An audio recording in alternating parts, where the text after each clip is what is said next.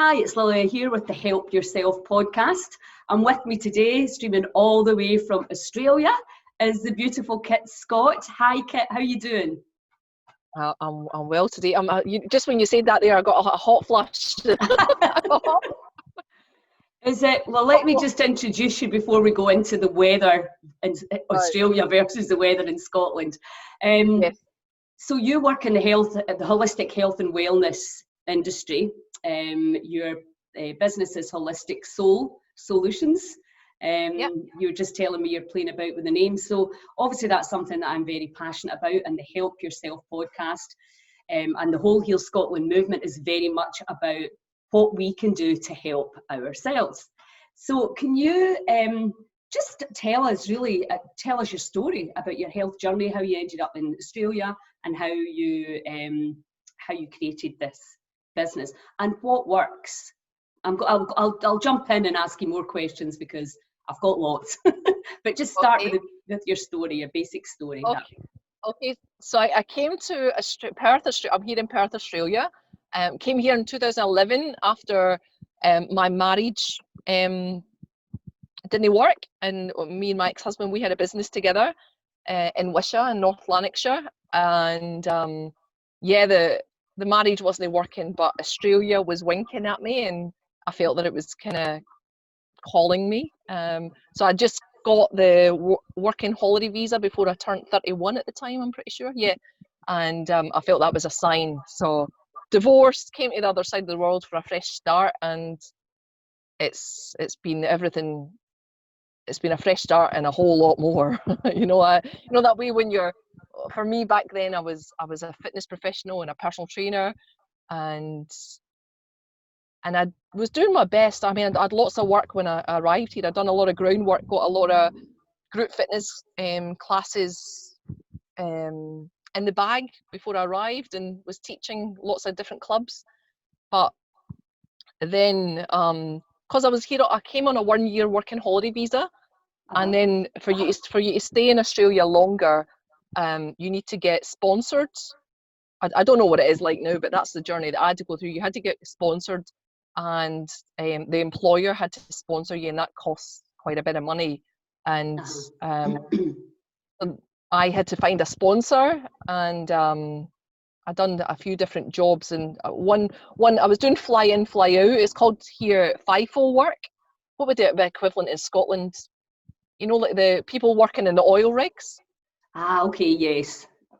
So here that's called fly in, fly out work. So I've done that as a healthy lifestyle coordinator, looking after health and well-being of people, not on oil rigs, but in mining sites here in Western Australia. Okay. So people are basically isolated from... Yes. Yes. Yeah. Yeah. So I did enjoy that job, but it was full on. It was a bit like Butlins, we were like a red coat where they just squeezed everything out of us. I had to look after 3 gymnasiums and look after the health and fitness of like 2,500 people on the site. We had to decorate the kitchens and the dining rooms, and we had to do like health, what were they called? Toolbox talks, like education seminars for all the staff members, and then on top of that, do a lot of the sport and the recreation kind of activities. And I'm more back then. I was more fitness rather than sport. Yes. And then at night time we had to do the pub here. They're not called pubs; they're called taverns. So we had to do all the kind of karaoke and everything like, let's say, a red coat would be doing. We were doing that here, and it was. I mean, the income. I was on a fantastic salary, but I kept on saying to the owners, the bosses, can we work more holistically? And they said, we don't work that way. Just follow the program. And I just found that I wasn't living in line with my values, so I had to leave. Do you not think, though, this is one of the problems? I mean, I find it as a health coach that the idea that you can take people out for an hour or 2 hours, whatever, how many times a day or a week, really is it's the non-holistic approach, because It has to be the whole thing. If you're going into work and you're getting stressed and somebody says, well, I can help you de-stress, and then you go back into work and you get stressed again, you know, it's that whole firing of the vagus nerve, isn't it? You really are. I mean, that's why I set the community up last year. The idea was that people could take that 12 weeks out to really focus 100% and get a result. I'm very result focused. But as we all know, you don't get the results if you don't do the work. And a lot of people thought 12 weeks was a long time, but as you and I know, in a healing journey, it's a snapshot in time. You know, it's the practice, the daily practice that can make you sick, and it's the daily practice that can make you well. And that's why we need to, I think, really completely overview the whole thing. It's a great start. They're getting people like you in to look at it. But again, you're just kind of trying to put a plaster on and then the plaster comes off. Would you not agree? Yeah, like I said, when I would kind of sit in on management meetings and said, oh, you know, like I don't know, something in me was shifting, that I wasn't just working with the physical body, I was working with the mental body, the physical body, the emotional body, the spiritual body, the sexual body. My own journey then took me to work. I was working across 10 different disciplines. The Wow. mental, physical, emotional, spiritual, sexual, social, financial, environmental, cultural, and relational. So that's kind of that's been my kind of foundation that helped me recover. Because after I left that job, oh, there's a big beautiful rainbow here. Wow, Nice. I love rainbows. I know. After I left that job, I ended up working at a beautiful day spa retreats and kind of working more in massage, because I've got all that background as well, massage and personal training and holistic therapies. Mm-hmm. But then I was getting the insight, you know, to leave that job and start up my own. Well, I kind of was, back then I was working then with the chakras. I don't work with the chakras anymore. But I birthed a business called Chakra Swing, and put all my eggs in the one basket and went all in, but it was a financially unsustainable business. And sadly, that's the thing, I think, for a lot of us, when we want to follow and do the things that we love, they're not financially, you know, the overheads nowadays are just crazy. So you can't see 10 clients a week and pay your bills, which is kind of what we'd love to do. So, but for those watching who don't know what chakras is, chakras are the energy centers in the body. And well, there's 7 main ones that we talk about, but there's lots of other little ones too. So it's really about energy work, isn't it? Yeah. And it's interesting that rainbow appeared, because again, the chakras that I was working with back then was the 7 main chakras, and it's like the rainbow, you know. But then the more that I get into that journey back then, it was then I was learning that we've got actually more than 7 chakras. There's different schools of thought there with different teachings. So I went down so many different rabbit holes and did my best with the business. But how to say, there was a lot of interest in it, but not enough sales. Yes. So back then, the visa that I was on, because I wasn't yet a citizen here, so I wasn't eligible for government support and a lot of things. So I lost my house where I was living and where my studio was, and I ended up homeless and opted to come back to Scotland in 2014 to try and get my business on track there. The Commonwealth Games were there. And I said, I'll take Chakra Swing to the Commonwealth Games, and did my best to get it on track. But my family were going through issues there, and sadly my younger sister, suicided. And so I walked a bit of a homeless journey there, and then was dealing with, you know, family suicide, and that was domestic violence related as well. So when I tried to I tried to be like the pillar of strength in my family to kind of hold it together, but when I came back to Australia, I just fell apart. And that was another one of my breakdowns. But I think, I don't know if it's on. Yeah, when you talk about breakdowns and breakthroughs. Yes. I think, though, the suicide, it's funny, we were just talking about this yesterday, because it's something that's very close to my heart, because the grief is just completely different, you know, from well, say like a disease death or a sudden death, which is awful as well. They all have different impacts on the body, but I think suicide, and sadly, it's so much on the increase, and particularly in Scotland, we've got a very high rate compared to a lot of other countries. So it is something that we need to address. And domestic violence, obviously, much as we would love to think that we're such a developed country, we're still, the way we treat each other, and it can be really so cruel. Yeah. Now, I was saying to another lady today that we were talking about suicide here, and there's 8 suicides a day here in Australia wide, but 6 of those 8 are men. So it's a big, it's a big issue here. And yeah, there's a lot globally, of, though, that's the trend, that men, it tends to be more men, I believe. Yeah. Mm-hmm. Yeah, I mean, what are we doing wrong that people are finding it so awful here that they want to check out? Well, it's part, I mean, part of my breakdowns when I mean, homelessness, when you're navigating a homeless journey, you just don't feel you belong, or that was a really tough path to walk and, come out the other end of. But I'm somebody who lives with suicidal thoughts from time to time myself, and going through that journey with my younger sister, I then realized, for me, it's not when the suicidal thoughts and feelings come from me or show up in my life, it's not necessarily that I want to end my life. It's aspects of my life that need to die. Okay, that's interesting. Yeah, and then as well, like with different people that have been through suicide here, or I'm part of a lived experience collective here. Those of us with lived experience of suicide or different issues, we're doing our best to shine a light from a lived experience lens. Yeah, that's a great idea. I love that. Yeah, so that there is a lot of work happening here. Sadly, it's just a lot of it is unpaid or just not valued enough yet.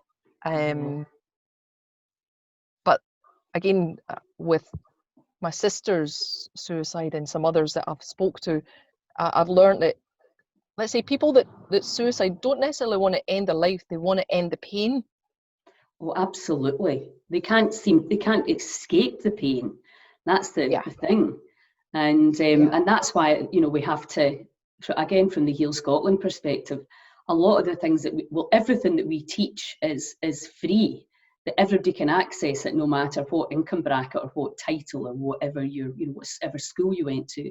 Nature's there for us to help us in the journey, but we need other human beings. And the idea that people have to pay to talk to another human being is really, is something we accept because of the overheads. It has to be that way. But, as communities, we need to be getting together again and recognising and just changing the way we, the symbiotic relationship between each other and the land. That's the only way I can see us, because money's not going to fix this. We're allegedly rich countries, and we're making a complete pig's ear of it, if you ask me. It's like, come on, guys, really? 2020, and this is the best we can do. Food banks, high suicide rates, absolutely awful rates of cancer and strokes and heart disease, and we know what to do. It's not lack of knowledge, it's lack of action and support. That's from where I'm standing, that's how it is. And we can't really rely on the government to come to the rescue, because our health and happiness is the economy is their priority, not our health and happiness and well-being. And you can chuck somebody in to do a wee neck massage at the office, but again, we're not designed to spend all that time inside, and electricity and all the Wi-Fi, staring at screens. The body just doesn't flourish under that these environments. So it's nice to get a bit of yoga and a bit of massage in, and people are understanding that bodies are struggling, but we need to pan back and say, look guys, we're just doing this all wrong and we need to change it. An area that kind of gets me excited, and this one of the hubs are in Glasgow. Have you heard of the well-being economy? No. the well-being economy. It's a movement globally. I can see the lady's name. I can see her face. Her name will. Oh, Dr. Catherine Trebeck. She's based in Glasgow, but the Wellbeing Economy Alliance is, and moving away from the capitalistic model and more, like well-being being at the centre. Well-being of people, animals and planet. So I get really excited with that movement. Absolutely, because you imagine if we were all purposely driven and excited and vital, what we could achieve, Yeah. The creativity would be off the scale. I mean, human beings are amazing, but we've just allowed ourselves to become browbeaten and exhausted and just working to pay the bills. A lot of, not everybody, but certainly the vast majority. So it really is time to rethink how we want to be here on this earth. Anyway, let's go back to your story. Thank you for sharing about your sister and suicide, because I know a lot of people listening will have become close to it. And so what helped you come to terms with your own suicidal thoughts and with your sister's? What did you do to help yourself? So I knew that I needed a holistic path to help me heal and recover, dealing with the grief of my sister, but then that unraveled decades of I kept on being diagnosed. I went to the doctor and I was really in a not well space, and I kept on being diagnosed with depression and mood swings, and I wasn't getting better. And I kept on researching and saying there's something more to this, and then I get diagnosed with a brain tumor, a pituitary brain tumor, and I was in denial about that. I said, no, that's my third eye. That's my, I was in complete denial, and then I realized I got to heal a bloody brain tumor. Okay, so I accepted that. But again, the researcher in me kept on digging, and then I came across, what's her name, Dr. Nadine Burke-Harris, and her TEDx talk on adverse childhood experiences and how adverse issues in childhood can have adverse health issues throughout a lifetime. Yes. And that took me to the complex trauma journey, and then realizing because I realized I was a professional high functioning exercise addict in my profession. Yeah. And that was just kind of masking a lot of the decades of complex trauma that I'd been running away from. So to help me get through that, I knew that I needed a holistic path to help me heal and recover. And those 10 areas that I spoke about earlier has been some of the holistic path that's helped me. Because we have to look at everything. That's the whole thing, isn't it? There's no point in just, because all of these things that you mentioned have an impact on your nervous system. And when your nervous system's getting fired and fired and fired, particularly as a child, and we're realizing that now, that the childhood traumas are impacting our long-term health. And but when we know that, we can unravel it and allow the body to the space and the expansion to heal. Yes. So what did you actually do? Talk us through what you actually did. I've done so many. Like when I look at things that have really helped, back then, let's say 2015, money was an issue, so I didn't have much spare income, so I had to find courses that were fully funded, free or fully funded. So that was kind of my main, like when I was looking for things on notice boards or things, because let's say when courses are really expensive, it's like, well, I can't afford it. So I had to be free or fully funded. So I started with a 26-week course on trauma recovery at an organization here called Angel Hands, and that was called CREW. CREW stood for Creative Recovery Emergence Workshops. Oh, so nice. That was like 26 weeks, and that was just kind of scratching the surface before I really went in deep to the other deeper stuff. So that program. It takes such courage to do this work, don't you feel? I mean, to look at your childhood and to remember, and we also know the memory is, 50% accurate, they reckon, at best. And, you know, Yeah. as a child, what was real, what wasn't real, and, you know, I just think it takes real courage. So good on you and well done for going there, and also for speaking to me about it. I really appreciate it, because it's a hugely important topic. Genuinely want to heal our nation. Absolutely. No, like coming from Scotland, I mean, I wanted to come back to Scotland in 2014. Was it 2014? No, 2017 or 18, when they were, because the ACE Aware Scotland started in Scotland.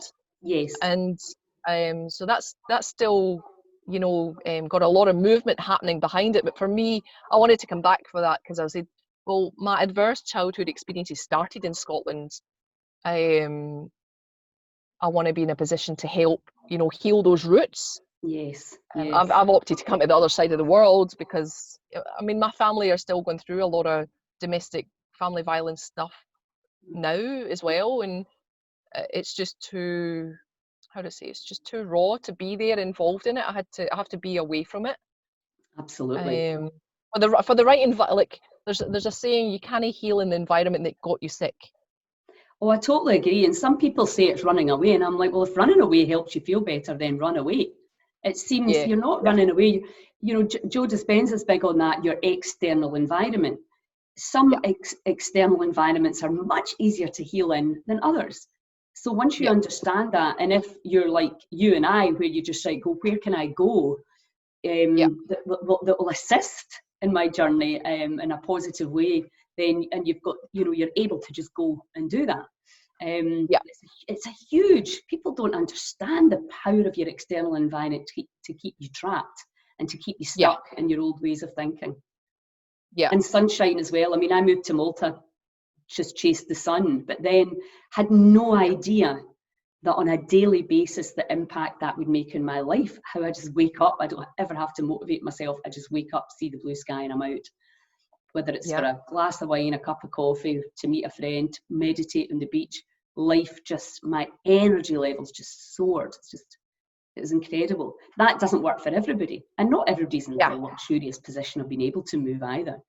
But if you can. Exactly.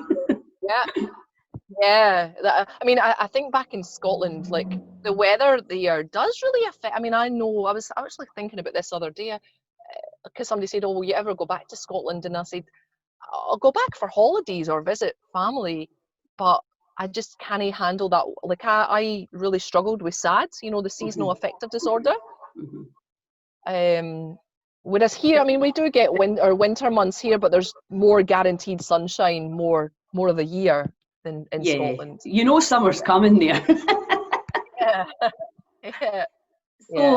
So ACES, I mean, which is probably a term, I know that in schools they're teaching teachers about, you know, children that have had the adverse childhood experiences, and that their behaviour is a form of communication and usually a form of pain and suffering. But let's go back to the pituitary tumour, because I actually know a few people who also have that. So what did you do? How is that anyway just now? Have you shrunk it, or are you shrinking it? So I got diagnosed in June 2015. So for the first 2 years, I opted not to take the medication because I'm allergic to like penicillin, erythromycin. I'm allergic to a lot of synthetic meds, and I just knew that path wasn't going to be right for me. So I was walking a path. I said I want to heal it myself. I want to shrink it, and I was doing a lot of meditation. I changed so when I was running the business, I feel like being diagnosed with a brain tumor or the pituitary tumor, it was a wake-up call, because the way that I was running my business, it was busyness, you know, business busyness. It was just, as a small business owner, there's so many things that I had to do to keep a roof over my head, and it was exhausting.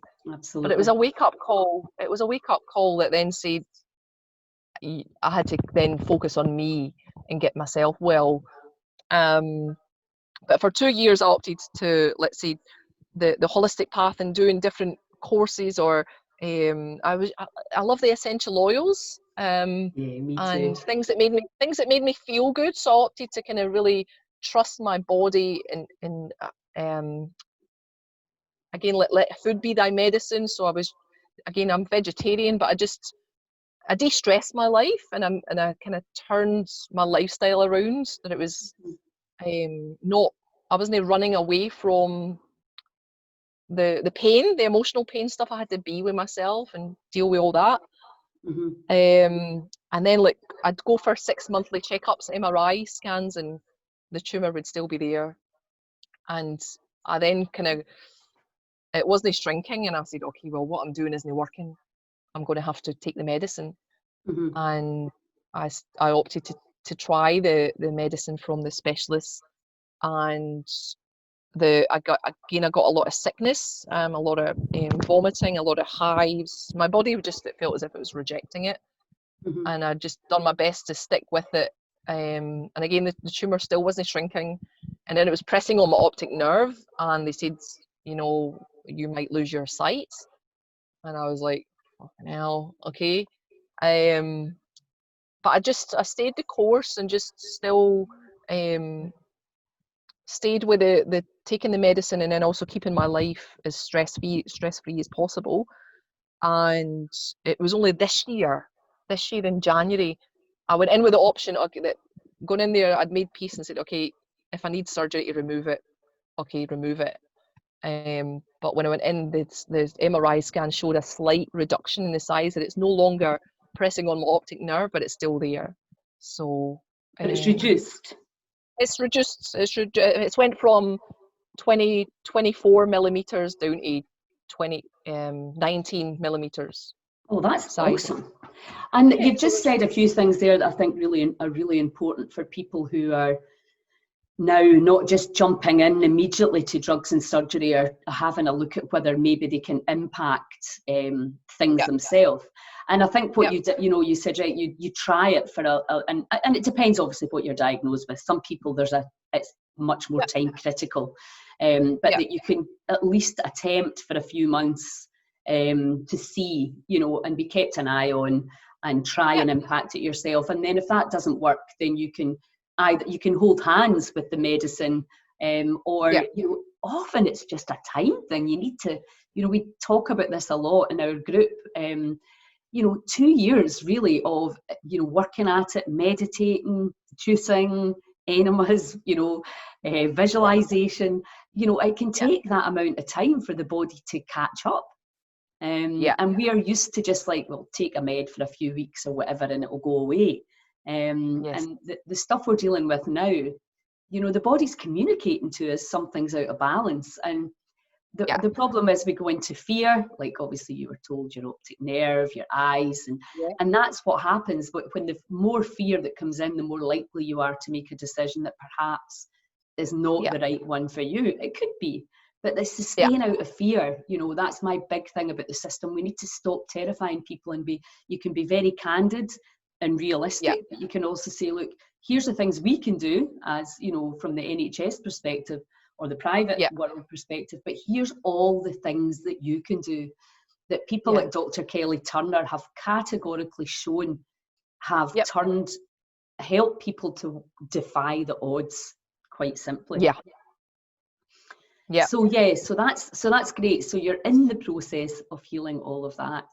So that's well done, you. I mean, it's a very, very, that's the other thing, you know, if you go into the system for treatment, you've got a lot of support from the doctors and nurses, but if you choose to do your own thing, it can be quite a lonely journey, particularly if you're... Well, that was the other, you know, like, so walking the holistic path again. So here, like, we don't, it's similar to the NHS, but it's not, like, so let's say to get an MRI scan or different scans in the public system, it's funded, but like to see a holistic healer or sound therapy, or the path that I want to take to help, you know, treat the tumour and shrink it, that was costing me, you know. That's one of my other gripes. It was, it's not been an easy path, but I feel that it's going to be worth it in the long run. So tell us about your business. And so, you know, because what tends to happen is all of us people that heal ourselves, you know, for me it was chronic fatigue, a bit of depression as well, I don't know, and vaccine damage. When I went to India, I had, you know, it just totally floored me. I couldn't wake up. And then as I got to the menopause, there was arthritis. So Wow. it's an ongoing journey, isn't it, of healing? But that's what helps you to be a better teacher and coach, is you're like, well, I did, this is what happened to me, and this is what I did. So it's very, people understand then, well, she knows what she's talking about, or, she's got a very practical experience. And that's clearly how and why you, like you said, you were into chakras. And I think we all do that. We go into one, we're like, right, this is it. And then you're like, oh no, then this is it, because it's like that. There's so many facets, to healing and to consciousness and to the soul's wisdom, the heart's intelligence. There's so many facets of that, the thoughts, the perceptions, the beliefs, all of that is impacting on our journey, our perceptions, therefore our daily chemistry, and the vagus nerve again, which is, all impacting on how we are driving this spaceship. So that's what goes, and then you take the things that have worked for you into your business. So tell me, like, who do you work online? Can people contact you online if they want to speak to you about anything? Yes, so just, I opted not to have a website. That my last website caused me a lot of stress, and I've opted not to go. I've not opted not to go down that path again. But I am active, and people can contact me through my Facebook, Instagram, and LinkedIn and YouTube. So I'm active on those 4 channels. Brilliant. And that's I find those are more manageable than my website journey was just super stressful. Great. So I do like phone support, or like video sessions like this. I do a lot of awareness raising here, but also online as well. So I love my YouTube channel, where whatever it is that I'm inspired to talk about, I just share it. So I think I've published almost about 800 videos on my channel. So there's lots of content on there. And so what would it involve if I phoned you, for example, or messaged you to say, that one of my family members had committed suicide, or that I had a pituitary tumour, or that, something that you've said in this podcast really resonated and you'd like some advice with? How does it work? Explain to me what a session would look like. So mainly, it's like when I was a personal trainer, that I had exercises that people could do to get them fit. I don't work that way anymore. So it's more, I'm like a peer. How to say it, like a coach, and I don't have all the answers, and I don't know. I definitely do not have all the answers, but I'm more, how to say, it's about supporting somebody through the journey, and if I can, then I'll do my best to refer to somebody else that might be able to help them with that part of their journey. It's a bit like, how to say it, is it like coaching? It's definitely, it's no like the personal training that I used to do. So it's more, I know I have the same problem. The word guide kind of comes to me because it's, people say, what do you do? And it's very difficult to succinctly put it into a sentence, because it's multifaceted, and perhaps, people do need more exercise. Perhaps people do need to change their diet. So perhaps people do need to change their perception on certain things. So is that the sort of similar thing that you help with? Yes, so it's how to say it, like working holistically. So if I can help them with that journey holistically, if I can help assist with their healing or their well-being, it's whether or not there's resonance there. And it's a bit like, it's a bit like a buffet, like we can go to a buffet and we put lots of things on our plates. There's going to be certain things on that plate that are nourishing and yummy, and then there's going to be other things that our body will say, no, I don't like that. So I offer different things on the plates, and then it's whether or not people find that nourishing or not, and either want to work together or not. No, that's good, because I think that's very valuable. A very old wise friend, not very old, but a very wise older friend of mine once said, it's all about the relationship, the Yeah, relationship you have. And that is so true. And sometimes people just are not ready. They're not listening, they're not resonating. And I think that's a really valuable thing to say. It's just like, if you can feel it, yeah, you can help each other, because it's always a two-way yeah, process, yeah. isn't it? I feel like I've done, I mean, most of my work after I left the fitness and personal training industry, most of my stuff has been unpaid. Like I just, like when people reach out to me, I'm there, I'll reply. But Mhm. when I've done so much unpaid work, I lost my home. Like Yes, it's no longer sustainable to keep working for free. yes, I've learned the hard way that I need to keep a roof over my head. I need to put food on the table. So as much as I want to help many people, and but yeah, the world we live in now, actually, we need to pay to live here, yes. sadly. I know. So I find that part really challenging. I wish I would love to connect with people all over the world, and not there wouldn't be money involved.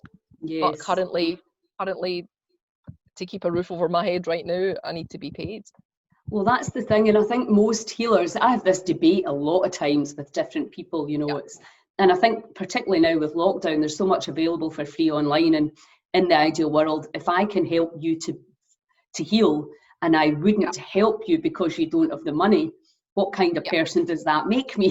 But at the yeah, same time, the rent needs to get paid, or the mortgage, or whatever it is. There's overheads. Even if you live very minimally, like me, living in this country in particular is just extortionate. yeah, So to do the kind of work that we do, usually you have to, I mean, I cut here and I can make money doing here, and yeah, different other things, projects, workshops, retreats, etc. But yeah, to actually just pay your overheads by helping people is a challenge. So absolutely. and as you say, people message and ask for help, and it can take up a lot of your time, and most of the time you're happy to do that. But we need to get. I've always said this: we need to have no overheads. It's crazy. We're working Well, to pay that was, overheads. yeah, like because when I was back in Scotland in 2014, when I was homeless and trying to get my business back on track there, I'd done a documentary on Benefits Britain, and I got inundated with about 4,500 emails, between my Wow. website and my different social media, and I felt that I had to get back to everybody because they took the time to reach out to me, but It's a lot of all getting those, back. I know, but those emails, like, eventually I had a nervous breakdown with that as well, because like there was lots of energy exchanged to getting back to people, but and I wasn't getting paid to do all that. When I Yes. reached out to Channel 5, I contacted Channel 5 and I said, I went through a breakdown. Can I get some aftercare support? And they're like, we don't offer aftercare support. So I was left to pick up the pieces after that as well. So Yes. I've learned many painful lessons, but the thing that I'm hearing right now is about boundaries. Like, it's Yes. yeah, Yes. boundaries. Yeah, Absolutely. And I think if you're a caring, loving person, that's a strong challenge. You have to say, this is how much it is. yeah, And yeah. And perhaps, at some point, what I want to do with Heal Scotland is I want to have some weeks in our community where people who cannot afford yeah, are fully subsidised, so that nobody misses out, nobody that is actually genuinely ready to change, to make changes and to learn. And that's the thing. I think when people are ready and you're like, right, okay, come on, let's do this, and there's some kind of exchange for that. We're looking at a volunteer program as well, so that we can have the people that yeah, can pay, the people that can pay a little bit can pay a little bit, and the people that can't pay can still come. yeah. Because we need to be looking at the people that don't vote, because nobody else is going to. Mm, yeah. So, what to finish up, and thanks again for being so honest and sharing your journey and your story, and it's a really interesting, I think, and very common problem a lot of healers and guides have. So what are you working on now? What can you see as your way forward? You've already started to shrink this tumour, and I think anybody who's got a pituitary tumour will be wanting to know exactly how you did that. So perhaps there's a wee ebook or something there, and people can contact you to find out. But what can you see as the future for Holistic Soul? The future for Holistic Soul is again more, more awareness raising and advocacy in the spaces that need systemic change. So I'm big that, that way I can work with people one-to-one, but I'm also involved at a government or legislation level where doing my best to implement the changes at a systemic level. So awesome. I'm aiming there, so yeah, I'm looking forward to that. And then also I'm exploring going back into massage. I've missed actually working in massage, so I'm currently exploring that route too, because again, like some of the spaces that I've been involved in when I speak about holistic health or healing and well-being, in the homeless spaces or the mental health spaces, it's not really, it's been an uphill journey, whereas in the massage industry people are more open, I think, to being supported with their holistic health and healing and well-being. Absolutely. And Van Besselborg talks about that beautifully, talks about the bottom up, top down. And if people have, human touch is so underrated as a healing tool, I believe.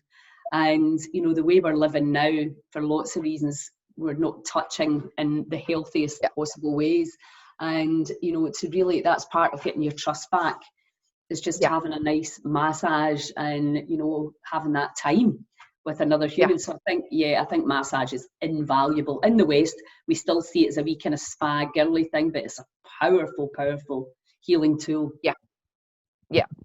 And I mean, with the awareness raising I've been doing around exercise addiction recovery and complex trauma, that space, it's been an interesting one, that a lot of people are saying exercise addiction isn't a thing, compared to alcohol addiction or drug addiction. I'm finding a really interesting when I reach out to different gym managers or people here, like it's as if people just don't want to hear that exercise addiction is a thing, so. And it impacts the body in a negative way. It's all about balance. I think most of us understand that. And, I certainly was addicted as well. That less is more was not in more is more was my motto. And you exhaust yourself, and that's probably, helped me move into the kind of chronic fatigue as well, because I was just running on adrenaline. And that's not a good show long term. So absolutely. No, well, listen, thank you so much. It's fantastic work you're doing, and to get in at the government level and actually get in is that's where we all have to go. We have to, it has to be a groundswell. I think awareness, you use that word a lot, absolutely, awareness, and then the systemicness. It's time for change. I think most people understand what we're doing is not working. If it was, we'd all be healthy and bouncing about full of joy, and we're not.